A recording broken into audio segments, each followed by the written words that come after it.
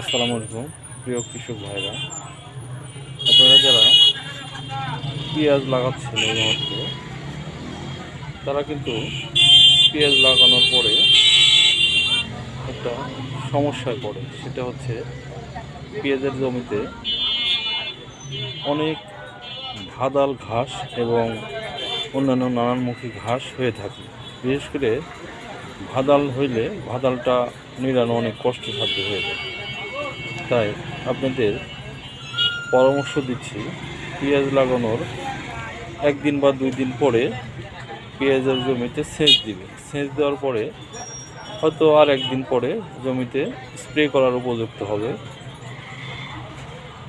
এই স্প্রে করার সময় আপনারা ইনতেফা কোম্পানির তাবালা নতুন একটা ওষুধ, তাবালা ওষুধটা স্প্রে করবেন। তাইলে হবে কি, গাছ ওঠার আগে দিবেন, কিন্তু পেঁয়াজ লাগানোর 2 দিন পরে সেচ দিবেন।